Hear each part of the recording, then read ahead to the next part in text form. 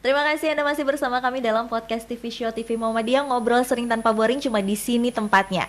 Nah, Kang, tadi kan baru di pertama tentang rekreasi. Nah, sekarang dari sisi edukasinya boleh lanjut, Kang, diceritain Kang gimana tuh, Kang? Ya, jadi tadi rekreasi, kemudian edukasi. Nah, edukasi ini sebenarnya mengembangkan teorinya belum tadi. Jadi pertama kognitif, kedua afektif, yang ketiga psikomotorik. Nah, kognitif ini bicara tentang pengetahuan, ya, bicara tentang bagaimana seseorang memiliki kemampuan mengingat tentang pengetahuan-pengetahuan yang ada. Yang kedua adalah afektif.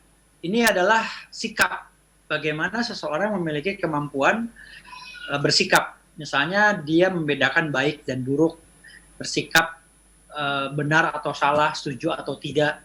Nah, itu sikap atau afektif. Yang terakhir adalah yang terakhir adalah psikomotorik, motivate to action. Jadi apakah setelah dia tahu kemudian dia punya sikap, dia mau bergerak, mau bertindak, nah itu adalah tindakan.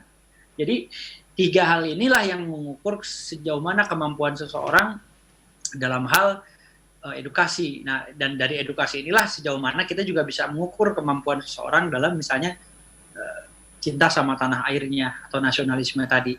Nah, yang terakhir entertainment, hiburan. Jadi kenapa? Karena dengan hiburan ini menyebabkan segala sesuatu menjadi ringan, menjadi mudah dicerna, dan oleh sebab itu memang mesti dikemas kontennya misalnya kekinian, ditambah gimmick, ya, ditambah konten-konten yang memang mampu memberikan rasa nyaman, ya, rasa tenang, dan hal-hal yang memang kemudian curiosity ditantang misalnya dan lain sebagainya, sehingga rekreasi, edukasi, dan entertainment ini menjadi fondasi dalam setiap kegiatan kita. Nah, Oke. Jadi edukasi ini sebenarnya paradigma orang-orang yang berpikir kalau sejarah itu hanya untuk para orang tua itu harusnya udah nggak ada lagi ya, Kang, ya, dengan adanya komunitas Historia ini ya, Kang, ya. Ya, jadi oleh sebab itulah makanya kemudian kita menyelenggarakan berbagai program itu sebenarnya berlaku bagi semua kalangan, tidak hanya juga anak-anak tetapi juga orang tua. Bahkan yang menarik beberapa program kita seperti menginap di museum misalnya, salah satunya itu banyak yang kita mau menginap di museum nih, bekas gudang rempah-rempah VOC gitu. Tiba-tiba datang orang tua bawa anaknya umur 11 sama umur 9 tahun. Terus dia bilang, "Kang, aku titip anak saya ya. Besok pagi aku jemput." Gitu. Terus ibu nggak ikut? "Nggak, saya titip anak saya aja, biar dia belajar." Terus dia pulang aja. Terus anaknya ditaruh umur 11 sama 9 tahun ikut kegiatan kita. Dibekelin sleeping bag, dibekelin cemilan, dan sebagainya. Udah dia ikut kegiatan kita. Besok paginya ibunya datang lagi jemput.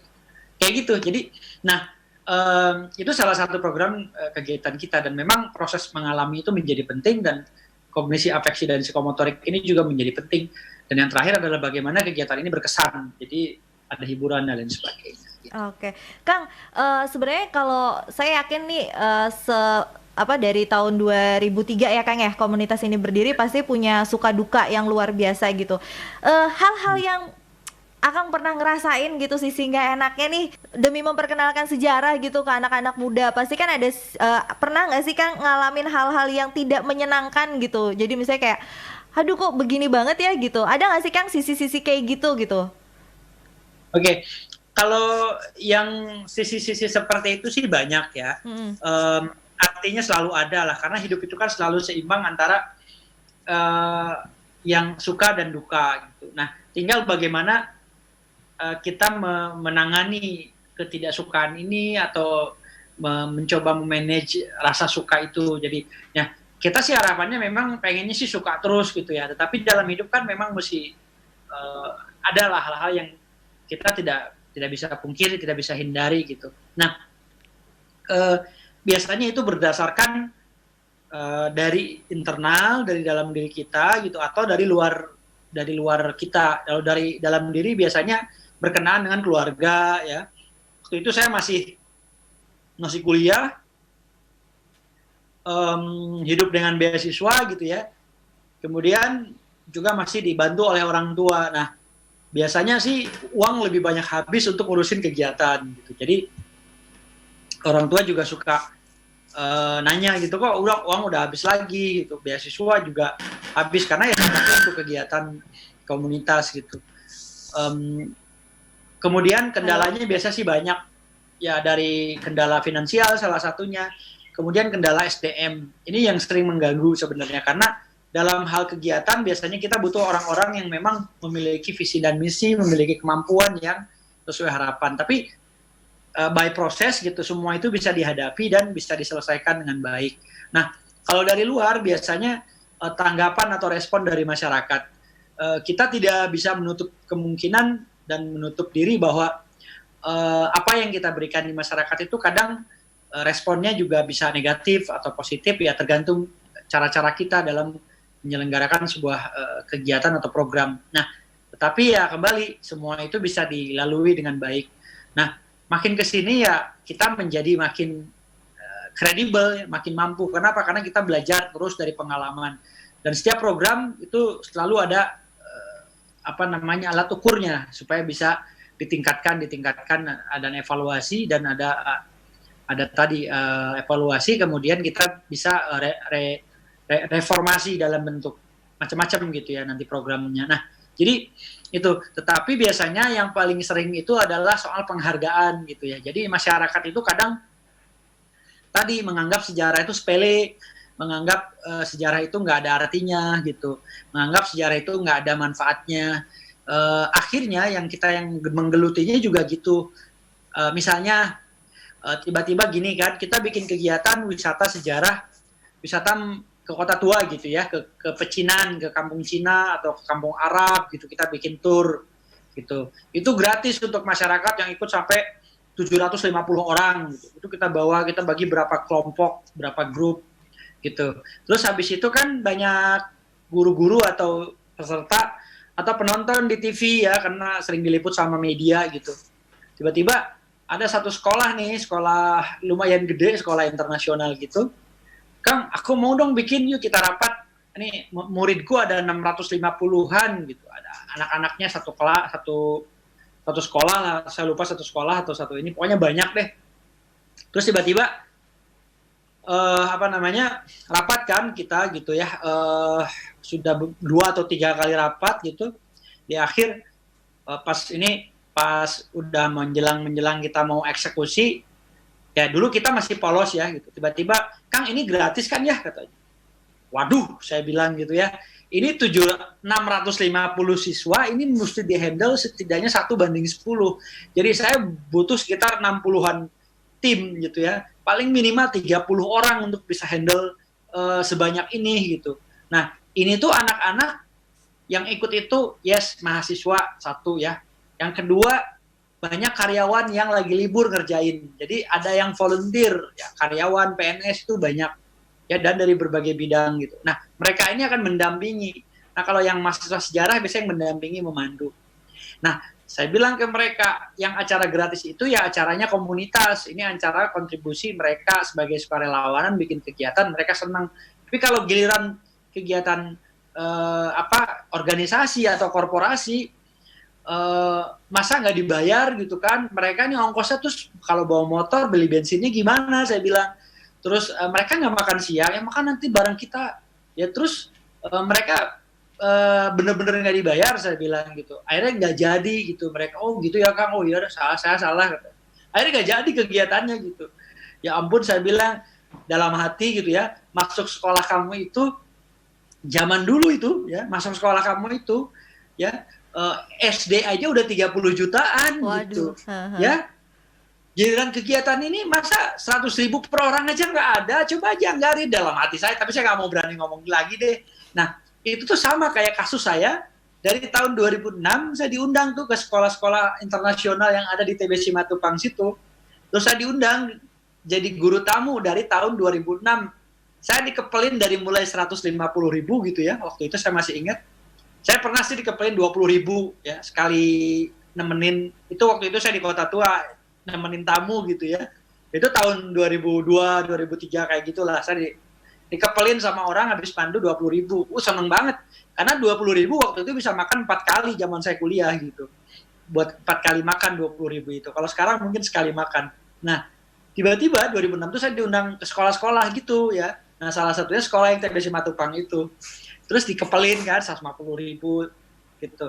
Sampai mentok 2013 itu 250.000 apa 350 gitu saya lupa. Nah 2014 dia minta lagi gitu. Minta lagi tuh saya bilang, saya ini sekarang udah punya manajemen, saya ada asisten, ada manajer, ada tim di komunitas ini. Jadi biayanya nggak lagi segitu. Terus dia protes, mahal banget katanya. Akang komersial sekarang gitu.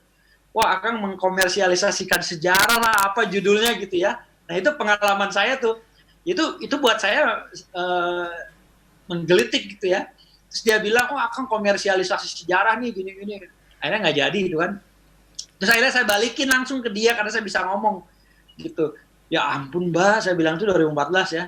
Mbak masuk SD aja Mbak udah 40 juta di sekolah Mbak. Ini Mbak berapa ratus anak, berapa miliar Mbak dapat. Masa sih buat ngehargain guru aja yang ngajarin anak, ngedidik cinta tanah air, nasionalisme, belajar sejarah gitu ya. Mbak nggak bisa bayar, saya bilang keterlaluan gitu dalam hati. Kalau Mbak bilang saya komersialisasi dengan Mbak mesti bayar saya, waktu itu saya fee-nya masih 4,5 juta waktu itu. Saya menjadi guru tamu, saya bilang menjadi narasumber 4,5 juta dan itu masih boleh ditawar gitu ya. Saya bilang karena saya tadi beli bensin, bayar tol, ada asisten dan ada tim yang ngebantuin, yang moto dan lain sebagainya gitu. Jadi saya mesti bayarin tim saya. Nggak apa-apa lah, saya bilang ini masih bisa ditawar. Tapi dia nggak mau gitu kan. Dibilang komersialisasi sejarah. Oke, Mbak nggak mau bayar saya yang ngedidik bangsa, ngedidik anak kayak begini, saya bilang. Tapi giliran Mbak atau siapapun lah di Republik ini pada berani itu bayarin artis yang kerjaannya ngebodohin publik di TV, ya, caci maki gitu ya, jorok-jorogan, main fisik gitu ya, yang kayak gitu, itu Mbak bayar satu episode bisa ratusan juta, itu kita pada berani itu mau. Kenapa ya giliran saya ngedidik bangsa ini orang-orang pada nggak mau ngeluarin duit gitu, nggak mau belajar gitu kan. Nah, ya itulah tadi bahwa memang perhatian kita terhadap sejarah ini masih lemah, masih dianggap sepele. Sama kayak zaman sekarang ini profesi sejarawan saya bilang.